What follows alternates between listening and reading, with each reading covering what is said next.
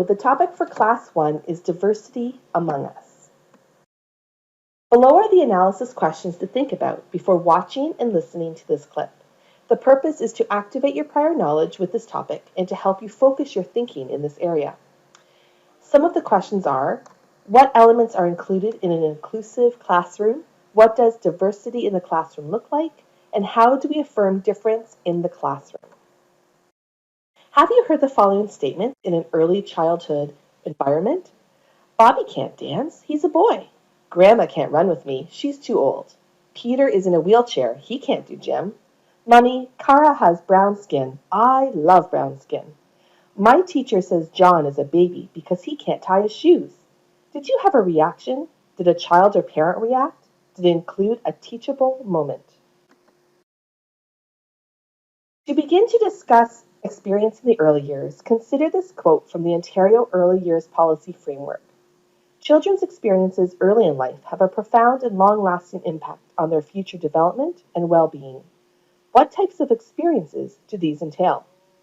From the first steps to running, jumping, and climbing, the early years of childhood are often a whirlwind of activity and new learning and understandings.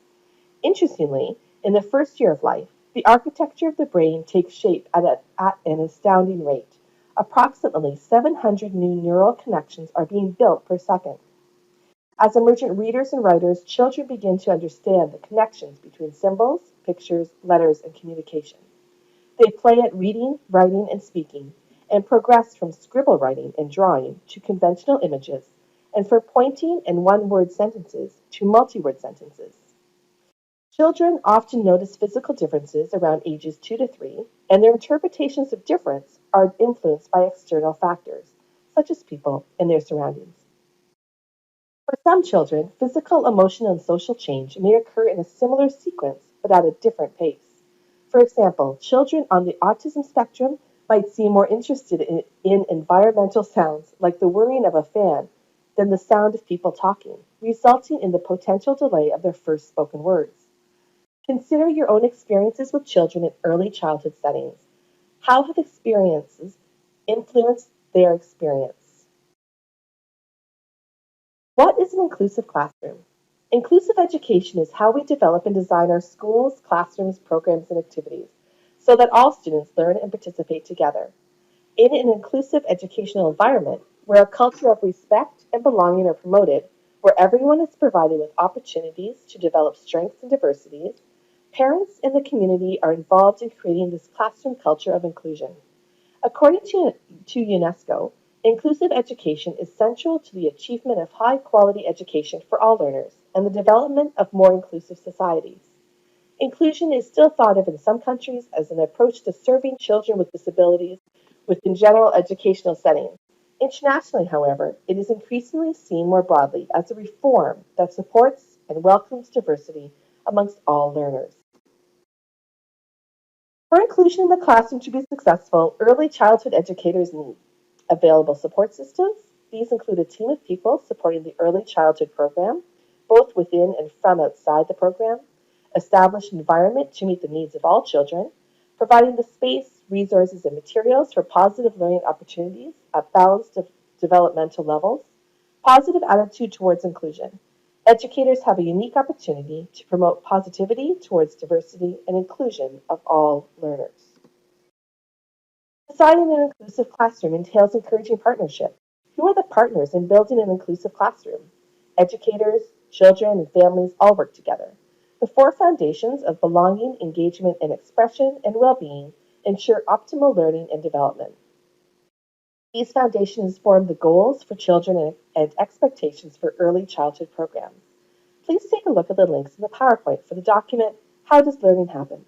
This is a foundational document on partnerships and learning in early childhood learning spaces. Further notes on the document are in the second link. The Ontario Equity and Inclusion Education Strategy envisions an inclusive education system in which all students, parents, and other members of the school community are welcomed and respected, and every student is supported and inspired to succeed in a culture of high expectations for learning.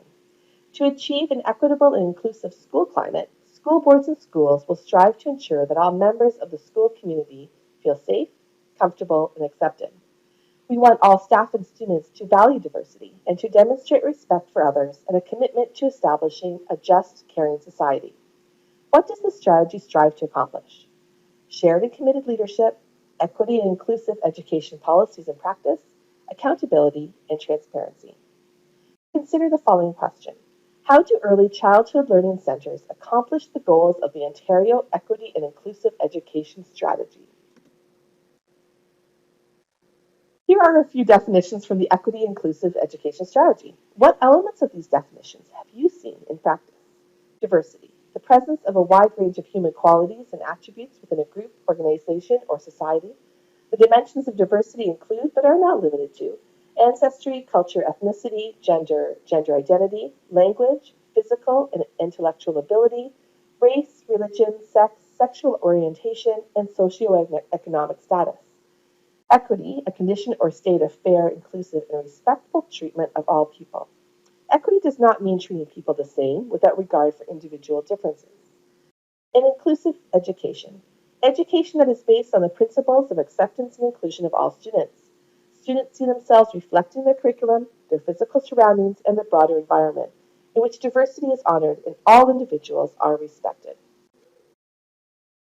To share the diversity among us, we will be creating a mosaics in the classroom assignment. For tutorial, prepare a visual multimodal presentation that introduces yourself and highlights the diversity that you bring to this course.